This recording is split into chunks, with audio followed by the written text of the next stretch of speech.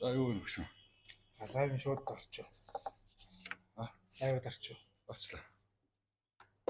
Хүн үзэхгүй. Нэг лайв их зүгээр бичлэг шүү дээ. Бичлэг юм. Бичлэг. Лайв дий юм. Лайв мэ чинь.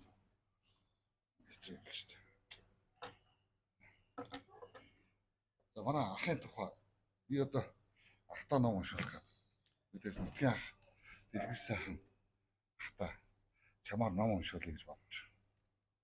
Тэгээ одоо сүүлийн үед энэ улс төрчдийн тухай хамгийн их үнэн зөв одоо их шударга ясны гэх юм уншлага уншиж байгаа юм бол одоо чамаа гэж харагдаж шүү дээ. Зөвчж. Гэхдээ тэгж харагдаж надад миний бодол байхгүй юм чи. Тэгээ би ямарсандаа дэлгэр сайхан ахтаа чамаар ном уншуулъя гэж бодож. Бас утга авах учраас. Одоо тэгээд хотгтын хүнс гэж ярьдаг. Сайхан явшиг оронтой нутагт төрсэн. Урааныг ухахыг маш их дэмждэг. Нутгаа уул уурхахаар сэгэлж байгаа хүн гэж би боддог. Маш их уул уурхаа жон ширж байна. Сая дээр сэтгүүлч бүрүүгээ залуу маш амар нэвтрүүлэг хийгээд ирж. Танаа нутагч тэр цагаан дэлгэж агуу байт юм ба шүү дээ. Дэлхийн хамгийн том агуу. Одоо тэгээд 200 м татаж ирээ жон шуухаа тисэл дэлбэлээд тэр агуу сүрж байгаа юм байна. Чи одоо бас нутагтай хайртай хүн одоо ингээд нутагтай бүтээн байгуулалт хийж ийн алж ийн л гэдээсэн дээ сүрүүлж байгаа юм байна шүү дээ. Дэлхийн өв соёл, монголчуудын өв соёл, малчтын амьдрах газар. Одоо тэгээд ураана ухна гээл ураанг бол танаа нутагч сүрэх гэдэг юм шиг. Очуулан танаа төвчин гэдэг юм шиг. яг Тийм юмнуудыг цаад хүн чинь бол ярьж юм лээ. Тэгээд одоо хүмүүс ихэл одоо бараг л 2 дугаар ноён утагт бараг ноён утгтын дүр болгож шүтээд байгаа юм шиг. Танаа нутагч шүтэх юм шүү дээ. Заслэр гоо тэр. Тэр чинь бол өөр засал хийдэг юм шүү дээ. Өөр ард иргэдийн тархийг угаах тийм засал гэж байна. Өөр болгож. Би бол яг хөтэ тэгэл одоо чи мэдчихэж бүгдээрээ тагнуулын авчил өгсөн. Үндэсний эрх ашигаас ургасан байж магадгүй булгаач урагч гэж байгаа шүү дээ. Тэгээд авчиж өгсөн. Тэгээд тагнуул үндэсний аюулгүй шалгаж байгаа байлгүй. Маш олон юмар одоо энгийн миний мөхс жирийн иргэний нүдээр харахад аимшигтай гэмт хэрэг үлдэж байгаа юм шүү дээ. Боцрын гэмт хэрэг. Амьсгалтай нь шүүхийн жишээ нь авилгын төс газар бол гэмт хэрэг биш үнэ гэж үзсэн. Миний нүдээр харахад бозор гэмт хэрэг гэж харагдаж байгаа зүйлийг авилгын төс газрынхаа гэмт хэрэг биш ээ гэж үзэж байгаа. Тэгэхээр Монгол улсад бол гэмт хэргийн цензур гэдэг бол өөр юм шиг санагдаад байна шүү дээ. Албан тушаалтан энгийн иргэн бүрд орж би хоёрын одоо хийсэн хэрэг бол хэрвээ нэг хэрэг хийвэл би 10 дахин илбиал авахд тэр хүн цагаатаад хийсэн хэрэг гэмт хэрэг биш бол явдаг ийм л юм байл шүү дээ. Авилгын төс газар тэгж л төгссөн шүү дээ. Одоо тэгээд төр шүү дээ чинь тийм. Төр юу гэж үзсэн тэгэл тийм шүү дээ. Төр хулгай биш ээ гэх юм бол тэгэл хулгай хвшлэл таа. Тэгээд энэ яг чи сая хэлж байсан. Дорнговын алтан уучаа ч юм дээ. Төр бас. Төр уучаа. Яг энэ ухаан одоо энэ хэцүү бас. Сая чинь замын тухай ярьлаа шүү дээ. Зам ном яалаа хэлээ. Тэр тал дээр нь ахын талаар ном уншиж байна. Уншлагатай. Би засгийн газарт нэр хулгайн концессийг цуслуулах хүсэлт өгсөн байна. Иргэнийхээ хоёр. Яагаад хулгай гэж байгаа юм гэхээр улсын стратегийн ач холбогдолтой бүтээн байгуул уул уурхай ордыг шийдэж байгаа бол заавал улсын хурлын тогтоол гаргах ёстой гэдэг бол тээ. Улсын хурлын тогтоол гарахгүйгээр оюун эрдэнэ засгийн газар концессийн хуулийг зөрчөөд шууд худалдаа авалтын концессийн гэрээ гээд 227 км замыг дэлгэр сайхны хамаарал бүхий гэж би ойлгодог. Үүсгэн байгуулсан компаниудын охин компани, хоёр охин компанид өгсөн. Одоо энэ төмөр зам ашиглагдаад явж байна. Дорногов аймгийн нутагт төр тавигдсан төмөр зам. Ханги бомб хүртэл тавигдсан. Харамсалтай нь энэ бомбт нь өөрөө мухар бомб. Хил холбогдоогүй. Хятадын талаас хил холбох ямар нэг юм хийгдээгүй. Хоёр улсын засгийн газрын хилцээ дуусаагүй байхад хулгайгаар төмөр зам тавьсан.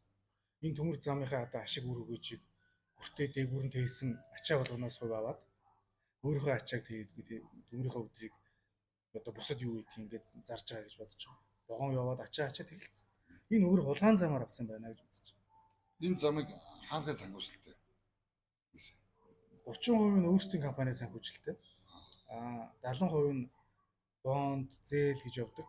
Гэтэ хятадын талаас авсан. За санхүүжилтийн тодорхой хэдэн хувийг нь өнийг би харсан л та. Тэгээд тодорхойгүй юм билээ. Тэр энэ бохир мөнгөнд хэрэглэж хийж магадгүй гэж бодоод тагнуулын байгууллага энийг шалгаа гэж хэлсэн. Мөнгө угаал терроризм санхүүжүүлэх. Хоригдсон шүү дээ Монгол улс. Энэ том улс төрчдийн балгаар л тэр саарл жагсаал хар жагсаалт гэдэг юм орж ирдгээс ядарсан хард түмний нэг 90 лөө 5 төгрөг авч гарсан Орос руу нэг улаан өдрөө 5 төгрөг авч гарсныг бол терроризм мөнгө угаах гэмт хэрэг гэж үзэхгүй байна шүү дээ. Дандаа цагаан захтнууд хийдэг ажил. Тэр энэ бол өөрөө тагнуулын байгууллага энийг шалгах байхаа гэж би бодсон. Тэгээ өгсөн. 2 ч удаа өглөөдөө тэгээ энэ байгууллагын төр нь ажиллаж байгаа байлгүй гэж харж байна. Яг гоо би тэр авилгааны засгийн газрын залууд хэлсэн. За би бол та нар шалгахгүй хаа. Улс төр гэдэг чинь дээгүүрээ дарамтлаа та нар шалгуулахгүй хаа. Гэхдээ би хизээ нэгэн цагт энэ хүний хууль үйлдэлийг хуулийн байгууллагад өгж ирсэн юм байна гэдэг архивт чинь үлдэх байх. Архиваа шатаачих байх. Хизээ нэгэн цагт төр сайхан болоод шудрыгоос тогтох цагт энэ хулгайчуудыг зогсоох оролдлогыг хэн нэгэн иргэн хийж исэн юм бэ шүү гэдгийг танаад хадгалуулж байгаа гэсэн. Тэгээ миний хэлсэн үгээр болсон. Тэгээ надад өгсөн. Ахаа бидний юу гэж хаах вэ ч одоо үнэхээр гимт хэргийн шинжтэй бол аваа явна. Гимт хэргийн шинжгүй бол ингээд хааштай. Би гимт хэргийн нөхцөлтэй байх юмнуудыг би мэдүүлэхтэй хэлээд өгсөн. Тэгэл хаасан. Энэ бол архив болоод үлдэх байх. Одоо 37 онд хэлэгдүүлж ирснийг яаж хүмүүсийг буудаж алж ирснийг шүүгэн шийдвэрийг буудаж алж ирснийг 60 70 жилийн дараа төр ирэхэд ил болж гарч ирж шít. Тэгээ зарим цагаатах ч байгаа. Үүнтэй ажиллах энэ хэр он цаг хугацаа дуулж тэр авилгааны засгийн газрын архив твитэх юм бол би мэдэхгүй байна. Гэтэ нэг юм цаг ихэд энэ хүнийг эх орноос оруулсан хулгайч үжээ гэдгийг ядаж тэр цагт ярих бол. Одоо нэг амар энэ хүн үхэж талд орохгүй байх шүү дээ. Муу нэр нь зүгтээд хулгайчаа гэдэг ард түм ярих байх юм. Энэ цагт яг энэ хүмүүстээ байна. Их мэдлэлтэй байна. Бүгдийг бодлож авч чадчих. Ирээдүй бодлогдохгүй шүү дээ энэ одоо байгаа мөнгө. Ирээдүйн өмнө бид тэр архив болгож тагнуулын байгууллага зөв биднэрт өгч байгаа. Тэгээд энэ Монголын төр засгийн газар тэр концессийг цуцлж чадахгүй бол хууль бус засгийн газрын тогтоолыг цуцлж чадахгүй бол улсыг хурл хандна. Одоо надад бичгэн байж. Цэцэд бичсэн бичгэн байж. Тэцэд өгсөн. Үгүй би засгийн газрыг хүлээж чинь. Засгийн газрын шийдвэр нь цуцлахгүй гэж гарах юм бол өмнөх хулгайгаа оюутны хийсэн хулгайг хэмжээд энэ засгийн газар өчсөн засгийн газар үгүй бишээ гэж үзэх юм бол би дараагийн шатанд үгүй. Захиргааны шүүхт хүртэл үгүй чинь дөрвөн газраар явж иж энэ концепт цуцлагдаж байгаа. Би оргуу бас юм ярив. Өмнө Эрдэнэтийн 49% яг энэ аргаар ус хурааж авсан 49%. Хувийн хвшил мөнгө гаргацсан гэж явахт түүмээ та нар их хурлын тогтоол ороогүй засгийн газар хууль шийдвэр гаргаж игээд төр Эрдэнэтийн 49% хувийн хвшил шилжчихсэн байсныг Оросоос ирээд хувийн хвшил шилжчихсэн байсныг аваад одоо Эрдэнэт үйлдвэр 100% төр өмч компани болсон явж байгаа. Тэгвэл энэ концесс энэ 200 км концессыг төр 100% авах боломжтой. Тэгсэд авах хэрэгтэй байхгүй. Би цэцээр яална гэж бодож. Засгийн газар нь их хурлын худлаа шийдвэр гаргаад хулгайчийн өмөрч хамгаалах юм бол цэц ядаж шийдвэр. Одоо цэцэдний хоёр шудраган орсон гэж үздэг. Нөгөөс нь бол ногоон автооснд болгогдчихсэн нэг зоргийг хэрэг дээр аваачиж буруу үйлдэлсэн гэдэг шоронд хүртэл ороод буруудаад байлуу. Нэг хоёр нөхөрч одоо цэцгийн гишүүн болоод их очисон гэж тэр шудраган. Тэгээд тэр хоёр шудраган энийг шийтгэл өмнөх жишгийг дагдаг юм байл шүү дээ. Тэгэхээр Эрдэнэтийн 49-ээр бол одоо энэ ураг. Тэгээ би хэлсэн. Дэлгэр сайхны компани гэсэн. Тэгсэн чинь наа чи биш байна. Тогтохдохгүй гэж. Ямар сайн мэдвчтэй. Улсын бүртгэлийн өдөр чинь улс хурлын гишүүн төрийн өндөр албанд очиход шүү дээ. Тэр утгаар сайтын зөвлөх туслах болоод очиход аж ахуйн нэгжийнхаа хамаарлыг өөр хүн шилжүүлдэг байхгүй. Одоо их хурлын гишүүн давхар компани захирлаж болдоггүй хөлтий. Тэрний дагуу шилжүүлчихгүй. Тэгэхээр би хэлээд байгаа байхгүй. Хоёр замаар л наад чи хувьцаа шилжиж. Эхний арга бол бэлгэлэл. Бэлгэлсэн бол 10% төлөх ёстой болсон. Тэр нь хаана? Тэрийг шалгах гэсэн. Чадахгүй хааччихлаа. Хоёрдугаарт зарсан бол зарсны татварыг дахиад төлөх хэрэгтэй. Ялгаа. Татварын уул мөрөөр энэ нотлогдох хэрэгтэй. Тэгжээж энэ хүн хамаарлаггүй байна гэж наад компани чинь гэж ярьсан. Одоо хамаарлаггүй гэдэг бол энэ төмөр замыг улс хурааж авахад энэ хүн гоншгонохгүй байлгүй ч өөрийнх нь биш болсон юм чинь. Жирко ботлого тэр үстэй. Төгөр нүүрийн орд миний хүшээ ав гэд улсад хураалгацсан шүү дээ. 250 сая доллараар зарагдсан ордыг. Тэрүүн шиг энэ дэлгэр сайхан ураа гэж сууж явах гэж би бодож байгаа. Юу шударгал юм бол өөрийнх нь биш юм бол. Тийм үслүүдээр Тэгээ одоо шалгахгүй байгаа мó? Нэг шалгуулаад явж байгаа. Шалгаад явж байгаа. Энэ 2 3 юм байна. Энэ хүний үндэсний эрх ашигс урсан байж магадгүй гэдэг үндэслэл тусдаа тагнуул дээр шалгаж байгаа гэж би найдаж байна. Авилгатай эзэн газар дээр хаагдсан. Авилгал биш байна гэдээ хаагдсан. Тагнуул яаж байгааг мэдэхгүй шүү дээ. Тэр ч одоо надад тайлбар өгөхгүй шүү дээ. Тэр чинь шалгаж шалахгүй мэдэхгүй. Дарцсан юм уу шалгаад байгаа мэдэхгүй гал болсон байна. Үндэсний аюулгүй байдлын зөвлөл бич өгсөн. Гэтэл үндэсний аюулгүй байдлын зөвлөлөөс зам тээврийн яамн дээр нэг материал татаж авсан сураг дуулдан лээ. Тэр дотор байгаа ажилчид тэгж ярьж илээ.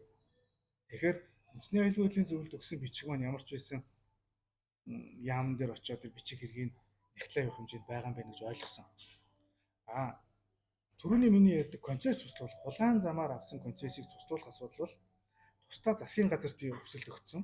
Засгийн газар нь хэрэглэх газрын дарга учрал хоёрт өгсөн. Тэгсэн чинь эдийн засгийн хөгжлийн сайд гэдэг нөгөө саарлагатай их баяргээд нөхөр шүү дээ. Тэр лүү шилжүүлсэн байл. Энэ шудраг шийдэх юм уу шийдэхгүй юм. Тэгэх юм бол энэ шудраг шийдэхгүй хаах юм бол би дахиад хулгайч гэж хэлэх гэж. Та бас хулгайч юм биш үү? Тантай ярихын зөндөө байгаа шүү. Тэр нөхөрт ярихын үнэхээр зөндөө байгаа. Ингээд их хурлд нөгөө. Их хурл засгийн газрын хууль бус тогтоолыг туслах хэрэгтэй байхгүй. Чин төрийн олон Монгол төрийн стратегийн объектыг төмөр замыг улсын хурлаар оруулахгүйгээр засгийн газар хууль бус тогтоолоор гаргачаад хахад улсын хурлын дүнбийгээ суугаад байвал одоо би энийг цэцэдлэх үсээр сонголт шүү. Тэгээ шатраалыг нь хүлээж. Би одоо бичсэн миний өргөлөө бичиг байна чи үзэх үү? Яг би үзээд байгаа. Юу н харцлаа. Нөгөө хуулийн дагавал тий процессын дагавал явжлаа юм байна л да. Хүлээжлээ нэг одоо тэгээд дүнбий юм уу? Чи энэ засгийн газрыг нь үзэж байна. Чөлөөний засгийн газар энэ асуудал дээр уул нь яг хууль дүрмийн дагавал яваад байгаа. Тий хууль зөрчсөн асуудал тодорхой. Энэ зэтэр яаж шийдэх юм? Одоо тэгээд сая харж байгаа учрлын өчтөрийн мэдгдэл бол лүнгийн замын гэрээ мэрээ замын тендер мендер гэл бас дэлгэр сайхан сайд бас үр хөвжлөх шүү дээ тийм. Хулгайчид юу хадгалуулна? Чононд хойно хадгалуулна гэх чинь боломж олгоод байгаа юм шиг. Наад хулгайч чинь гэж би ярьдیں۔ Яг тэгэхээр нөгөө хулгайч шаардаад байгаа учраас хардснаа хэлж штэ. Тэгэхээр ойлч хэлсэн штэ. Монгол улс мөнгөгүй, замаа тавьж чадахгүй. Заавал гадаадын концессээр бариулнаа гэдэг юм ярьсан шүү өөрөө болохоор. Монгол улс мөнгөгүй. Чи замын татварыг нэмсэн мэд чинь замын хураамжийг мэд чинь. Сайхан нэмээд баярлаад байлаа шүү. Аз жаргалтаар хэлж илээ шүү. Замын хураамжийг нэмсэн. 10,000 болгосон. 20,000 болгох чагаад би ард түмнээ бодсон. Би чамд үнийг хэлээ. Монгол улс шүү. Хятадуудаар хэд хэдэн замын концесс бариулсан. Одоо нэг нь фейлдсэн. Тэр 5-7 ангийн чиглэлийн нэг хуурж унсан зам байгаа. Энэ концессыг дахиад цуцлах гэдэг шаардлагыг одоо засгийн газарт өгөх гээд бичгээ бэлтгэсэн байж байна. За энэс өмнө замын үүдээс Чойр ортол 30 жилийн хугацаатай концессийг сая сарын өмнө Хятад компанид өгсөн. Тэр нь ямар ч таг гэж.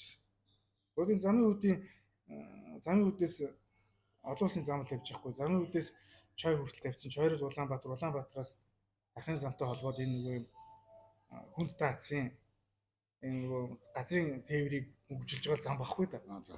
Энийг Монгол өөрөө мөнгөгүйгээд Хятад компаниар тавиулаад 30 жилийн концессор өгчөө. 30 жил тэн дээгүүр явсан машинаас Хятад татвар авна. Хураамж авч мөнгө авахгүй юу? Ийм зорилготойгоор тийм замыг тавьж байгаа. Гэхдээ Монгол улсын замын стандарт 15-аас 17 20 жил юм билээ. Тэгээд эвдэрн засна. 30 жилээр өгчөөр тэнд юу болох юм? Энэ зам байхгүй. Одоо 27 жилээр өгсөн нэг зам байна. Нодлон ашиглалтанд орсон. Гэхдээ улсын хүмүүс хүлээж авав. Хуруу зузаан тавьсан. Одоо машины дугуйнд тайлаад хуурж унаад новшуулсан зам байж байна. 27 жил одоо тэр дээгүүр явсан машин болгоноос сая 200-аас сая 300 мянган төгрөг авч байна. Энэ шудраг санаа. Дэлгэр сайхан ийм лимиг хамгаалж идэх юм шүү. Ийм л концессыг хийдэг юм шүү дээ. Сайн дээр биш аахгүй та. Замын хураамж төлснөөрөө ядад компаниуд очих мөнгийг л 10 дахин хэмжээнэ л гэсэн үг энгийн машин. Би тэгж хатчих. Энэ чинь бол нөгөө баг үндсэн хууль байгаа нөгөө хүний эрх тийм ард түмний одоо эдийн засаг эрүүл мэнд тийм ээ. Юу гэдэг юм. Амитай хорч бүгдийг одоо баг яаж байгаа юм шүү дээ. Тэнд мөнгө төлөөд байна гэдэг чинь 30 жилээр одоо тэгж 30 жил дараа чинь настай байх уу? 30 жилийг даах тийм зам бас байгаа юм гэж шүү дээ. Одоо энэ нарны магнит зам гэдэг одоо дорн руу завсан тавьсан. Одоо бөө эвдрэл шүү дээ. Тал нь баг шүү дээ эвдрэл гэмтэл. Ямар нэг уславаар хачин. Том хүнд одоо баг ингээд шоргож байна. Тэр чинь шийднэгээл одоо хятадд дахиуч. Ер нь энэ стратегийн салбарталтай энэ Монгол улсад үр ашгаа өгөх энэ том бүтээн байгуулалт уул уурхай бүгд л аажим маажмаар гадных нь шилжиж байна. Үйлчлэгээний салбар одоо шилжээд дуусч байна. Үүнийг хийж байна. Энэ цагаан захтнууд хийж байна. Нэр байна. Тэгэл одоо Нямбатар гэл чи яаж түүцүүдийг чарлуулж байгаа л СУ-г дэмжлээ, СУ-250-ыг дэмжлээ гэж тухайн үед хүмүүс лавдалсан тийм үстэй. Тэгэл одоо хэзэн газакуудын асуудал боллоо гэж хэлсэн түүц ч юм бол тэгээд сүүлдээ зам харгууч юм болохоор хэдэн компаниуд хоорондоо яаж юм гэсэн. Яг ясан дээр энэ нөхцөл иргэдийн бүх боломжийг л одоо гадныхан өгөөд байгаа. За би одоо ийм л оргиод байгаа. дахиад нэг бодож байгаа юм аа. Болоод өнгөрсөн процессыг би одоо дүгнэж хэлье. Харбины гэрээ гэж зүйлийг чи сонс. Би харбины гэрээн дээр дэлгэр сайхан өвгнийг хамгаалахаар би жинхэнэ зэгүүд өгөөрөөд бас ирсэн шүү дээ. Харбины гэрээ нөгөө юу яадаг шүү дээ. 10 өөснөө гууж очичоод байдаг шүү дээ. 16 жилийн турш заяа. Харбины гэрээ төмөр замыг холбосныхын төлөө төлбөрийг 16 жил Монгол улс нүүрсээрээ төлнө. Төлөхдөө 70 хүрэхгүй доллараар хамгийн сайн чанарын нүүрсээ 250 сая тонн нүүрсийг 16 жилийн хугацаанд төлнө. Энийний алдагдал нь багадаа 10 тэрбум доллар. 15 тэрбум долларын алдагдал байна. Өнөөдөр сайн чанарын коксцсон нүүрс 3.1 ч юм уу ингээд нүүрсүүдийг ингээд ангилсан байна. Нүүрс өнөөдөр 1000 гаруй юан доллар төрүүлэх юм бол 120 доллар байхад яагаад 70 хүрэхгүй доллараар гэрээлж байгаа юм. Тэрийг яагаад Монголын эрх ашиг биш хятадын талаас хамгаалаад хил хаана гэж мэдэгдээд байна. 14 доллар гэж ямар мөнгө юм бэ? Юу хийж болох мөнгө вэ? За би Монгол улс биш гэр орооллоо Улаанбаатарт. 200 мянган айл гэдэг чинь гэр орооллоо. Энэ мөнгөөр нэг айл 50 м квадрат байр өгөхөд 240 мянган айлын орон сууц барих мөнгө. Үндсэндээ Улаанбаатар гэр ороолго болно гэсэн үг шүү дээ. Ямар ч гэр ороолго. За бүгд дахиад хэлье. Тогны мөнгө, дулааны мөнгө гэж нэмчлээ тийм үү? Монгол улсын 800 гаруй мянган айл өрх бүгд тогны мөнгө төлөхгүй, дулааны мөнгө төлөхгүй байхад 40 жил хүрэлцэх мөнгө. 40 жилийн турш одоо чи төсөл хөрж гарч штэ. Чамаг төснөөс чи хойш. Тэгээд 40 өнөөдрийг хүртэл чи нэг ч тогны мөнгө төлөхгүй юм дэр. Ямар ч устны мөнгө, тогны мөнгө, дулааны мөнгө төлөхгүй юм дэр. Ийм хэмжээний мөнгийг тэнд хятад бэлгэлчээд энийг нь ярья, медиа хэдэн төгрөгөөр ирээцээ үзье гэдэг их хурлын гишүүд ард түмэн шаардаад сонсгол хийгээд тэгэхээр их хурлын гишүүдийн өрөөгөр дамжиж өгөөд хятад хэлээ ах чинь гэж судлаа мэдээ дамжуулж байгаа. Өнөөдөр чи бит хоёр худлаа мэдээ дамжуулчихаар худлаа ярьчихаар фэйсбүүкийг хаагаад хэрэг үүсгэдэг байгаа үстэй. Баахан дарга нар гомдоод үнийн хэлээд байгангууд чи худлаа ярьж тэгж гомдоод одоо би шүүхээс бичиг цаас аваад явж шít. Тийм шүү дээ. Шүүхтэр очдог ажилтаа яваад шít. Гэтэл энэ нөхөр хятадын эрх ашиг 100% хамгаалсан нөхөр зүг ажлыг явуулж байна. Тэгмэд ингэж хэлсэн. Би энийг цэцэд өгөх гээд би бас бэлтцсэн байна. Их хурлын гишүүнээс эргүүлэн татварлах хүслээ хангацсан. Худлаа мэдээ дамжуулсан. Үндэсний эрх ашигаас урсан, өргөсөн дангаргаасаа нятсан. Энэ жол нэг амлал гэдэл Хандаг өргөцсөн шүү дээ. Монгол улсын эрх ашигын төлөө. Тэгэхэд үндэсний эрх ашиг 10 тэрбум доллараар хохироочоод тэгэд ажлыг явуулах юм. Энэ цагаан захтнууд чи ингэж гэрээ хийчихэд энд 1000 татвар нэмээд 1000 замын хураамж нэмээд яах юм? Энэ мөнгө шүлсийн мөнгө шүү дээ. Шүлсний үсрэгийг төлөхгүй мөнгө шүү дээ. Тэг чи ард түмнийг ингэж өвтгнөө та нарыг тамлнаа гэж татвар орон бүх юм нэмчихэд тэнд очихороо алдагдaltaй гэрүүнд хийгээд хэр яаж үрч. Одоо яг манай анд шиг л юм шүү дээ. Чи бол учрал сая нэг хэд хоногийн өмнө гашуун сугаатаар очлоо. Тэгэнгүүт замаа авслаад төвжирлгүй болгоод тий яг социализмын нөгөө дарга хэвлээ шинэ бүтээлгээ тавиараа ширнэ галчрыг бэлдээрэй гэдэг шиг бүх юм цэмцэлгэж жагаад учралыг хүлээж авлаа. Учрал нь онгоцоор очлоо. За тэгээд учрал гэж байгаа байхгүй. Монгол бас нэг юм уул уурхаан баялгаа биржээр худалдах юм хуультай. Биржийн хуулийг гаргацсан. Одоо хэрэгжиж явж байгаа. Нүүрсний заяа 30-аас доошгүй хувийг биржээр худалдаална гэж. Одоо 30 хүрэхгүй 20% тавь. Яагаад биржээр худалдаж авахгүй вэ гэдэг. Дэлгэр сайхан мэтийн одоо олон хамаарлыг хийх гээд маш их концесс оптик гэрээ байгуулад нүүрсээ 30-аас $70 хятадын хилийн цан очргүй нүүж байгаа. Одоо энэ гашуун сугад дээр чинь надаа энэ өрний нүүрс гэж ярьж байгаа. Концесс офсоор одоо нөгөө оптик гэрээгээр авсан нүүрс нь ямар ч очргүй. Тийм шүү дээ. Хил гарч ий. Хилийн цаанд Мөнгө төлөхгүй юм шүү дээ. 30-аас $70 оолчоод байхад солиорцсон балаа амтан биш.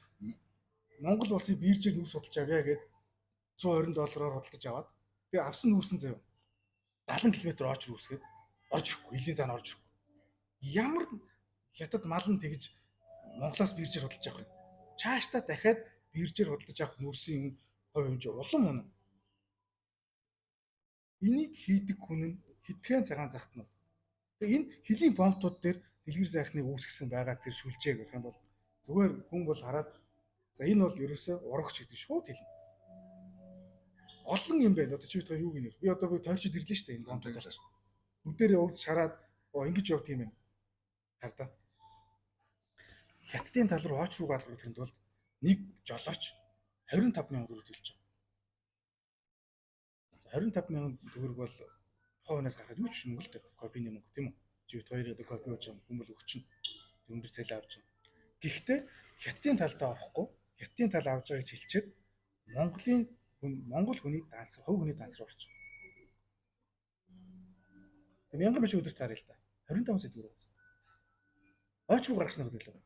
Яагаад очруу гаргадаг ийм коридор бий болгоч. Бус нь яагаад очрлаад байгаа 70 км очрлоо талуунаар. 70 км. Очрын заримдаа 70 км үрж. Тэгээ манай энэ жолоочсон дуучин. Баасараад байгаа. Тэд нар яагаад дуулахгүй? Уул уурхаан компани эсэргүүцэх, энэ тогтолцоог эсэргүүцхийг 20 хэд тууц гэрээтэй байна гинэ. Тэгээ тэрийг зөрчих юм бол ажилгүй хөөгдөн. Дахиж тэнд машин барих хэрэгтэй. Амьдрал бор хоногоо бодоод гүйж штеп. Шулуулаад. Одоо тэр чинь ингээд тийм гэрэг ингээд байж байгаа бол одоо мэдэхгүй шүү дээ. Би Монгол улс хятад улстай байгуулсан тээврийн гэрээ гэж байна. 90 онд байгуулсан. Монгол улсын нутаг дэвсгэр дээр хятад улс тээвэрлэлтийн үйл ажиллагааг оргилцуулдаг байхгүй. Дотоод хамгаалаад. Одоо хятадын тээврийн компани Монголд холигч. Тэр гэрээ хаана вэ? Тэр хууль хаана вэ? Ингээ ярих юм бол зүгээр ингээд бузар цаашаа заяа. Хүрээний бузар гэж юу гэлтий? Энэ орчин хэлж байгаа шүү дээ. Хүрээний бузрыг бол далаа гэж. Бит хоёр яг хүрээний бузрын гол цөвд байна тийм үү? харин өнөөдөр харин чамар гом уншуулаад энэ бодор болоо юм жоохон ариусгах юм бодож шүү дээ. Энэ хажууд чинь заяа бүр юу ч биш гэж бодохгүй юу? Энийг маань уншаад биелэхгүй шүү дээ. Тийм бузрын юм тэнд бай. Бүх хуулийг зөрчигдсөн, алхам тутамдаа их ашиг зөрчигдсөн юм байхад хинч тэрний өдөөс дуурахгүй дуурсан нэгнийгээ харин нийлж гүйлж. Одоо над руу шүү дээ, би хэлжсэн шүү дээ. Нямбаатрыг шүүмжлэлийн төлөө надад нэг өдөр 77 алнаа чамаг гэсэн мессеж ирсэн. Би намнан бит хоёр яг яриа сууж ирсэн. Ахнаг ийм ирлээ штэ гэд. Би гараа явж исэн чинь намайг 2 цагтаа баривчилсан. Намнаа ирж намайг авсан. Би ч нөө технологи гэдэг үстэй. Чи говьш тавьж яваад байна гэж. Би явган үнийг гарцаар гараа явж. Хоёр би уучихгүй да. Гэхдээ би тэгж нөгөө тасарч унах, нийгмийн эмх замруугүй байдал алдагдуулах тийм зүйл хийгээгүй. Зүгээр л явган үнийг гарцаар зам хөлөөгөөд гараа явсан чинь миний урдуур зам хааж зогсоод намайг өчөж гавлаад машин чигээл аваа гэсэн. Гуйж тавьж явлаа гэж хэлж байгаа. Энд хүний хэрэг хаана? Даргаыг шүүмжлэх эрх мэдэл эрхчлээ хаана? Зөвхөн энэ Нямбатар төр болж байгаа үйл шүү. Одоо энэ нөхрийн зүгээс над руу ямар их дарамт ирж байгааг бодож байна. Чи үрд хэлдэг үстэй. Наад чин шоронгийн хулгайчуудтай шүү, халын шүү, амнасаа. Энд чинь ингээд нэг бодлын ингээд сүултээ ингээд дарамт болд юм шүү.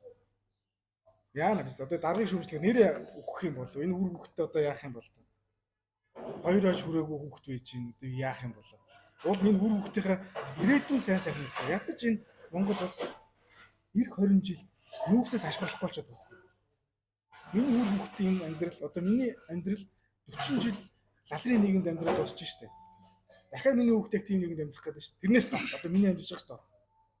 Тэгээд иргэн хүнийхээ хувьд ингээд бичиг цаас хууль ёсны судалж байгаад ингээ өгөхөр ална гэдэг занал хэл орж ирээд хар чинь энэ улс одоо иргэн хамгаалж гин үү? Шудрагс гэж байна уу? Одоо наадах ч одоо Ууланд ирээдүйн үйлдэл ирж энэ концессийн гэрүүнүүд дуусаад миний хүүхэд 30 настай 40 настай байна шүү дээ. Одоо миний ой гарантай хүүхэд энэ оптик гэрүүнд дуусах. Энэ харьбиныг 16 жилийн алдагдaltaй гэрээг дуусчихад миний хүүхэд 18 нас хүрээд их сургуультай явах уу? Эсвэл годамж цэвэрлэх одоо юу гэдгийг годамж цэвэрлэх юм уу гэж юм биш. Тэр үед би боловсрол эзэмшгээгүй гэж хэлнэ. Ингээ явах уу? Өнөөдөр ерөнхийлөгч нь шилдэг 100 их сургууль сурсан бол тэтгэлэг авсан бол юу тэнцсэн бол улсаар тэтгэлгийг өгнө гэж байгаа. Гэтэл боловсролын сайд нь гарч ирсэн. Энэ жил 10 хүүхдэд л тэтгэлэг мөнгө байгаа гэж байгаа. Монгол улсыг хорлоод нь штэ энэ хүмүүс чи. Ядаж чи ном гадаадд сураад ирээчтэй. Тэнцээд ирсэн бол хүүхдээ сургалтын төлбөрийг гадаад сурах санхүүжилт улс нь байхгүй. Би бодлоо хэрэгш их хамгаалалт гэж хэлсэн шүү. Гэтэл саяхан нэг пост хүмүүс шеэрлсэн байлээ. Дэлхийн шилдэг их сургуулийн хүүхдэд тэнцсэн чинь улс мөнгөгөөд явуулаа. Энэ Монгол улсын ирээдүг ингээд зүгээр л Монголыг ингээд сүрүүлж байгаа юм. Бүх юмар нь. Миний хүүхд одоо энэ хэдэн концерт дуусгаад багтаа 18-тай тэгээд 40 нас хүрнэ. 40 хүртэл нь энэ улс өөдлөхийн заяа байх. Одоо нүүрсээ одоо л бид энэ 2-10 жилдээ хятад нүүрсийг хэрэглээ асар өндөр нэмэгдүүлээгээ зарлцсан. Гэтэл бид нүүрс улам хямд өгөөд. энэ ч одоо баг оюутлагаас дутгааргүй юм биш. Юу оюутлага? Өдөө оюутлага шүү дээ. Амар. Өөр хүүхдийн ирээдүг ярихсан биш ингээд хүүхдээ эцэггүй өсөх болчиход байна манай ихнэр. Би аль эцэг үхээ тэгээд нэг алт газрыг өнгөрүүлээд дуусвал. Хэсэг хугацаанд шүү дээ. За за аимшигтай ном уншуулчихлаа. Тэгээ шударгаас гээд одоо байдаг юм байдгүй. Би харчлаа. Би хуулгач юм байхгүй. Би хүүхдээ анх зүргээд хичээгээч улс мөнгөгүй миний хүүхдийг сургуульд явуулж, гадаад сургуульд явуулж чадах мөнгөгүй шүү дээ. 20 жилийн дараа 16 жилийн дараа бүр хэдийн цаг бодоо болцсон байна гэж бодож байна. Одоо ийм байгаа. Дөнгөн данга юм. Би үл бодож. Одоо чиний сайн юм. Би үл хөдөлгөөрчин хүн гэж ажил хийдэг. Хөдөлгөөрчин. Гэхдээ би ядаа амьдардаг гэсэн. Ерөөсөө бүх зүйл юм. Тэгэхээр одоо бидний боломжийг хааж одоо нөгөө бүх төрлийн татвар нэмэгдэж шүү дээ. Махны үнийг баг идэрч өдөртөж байгаа.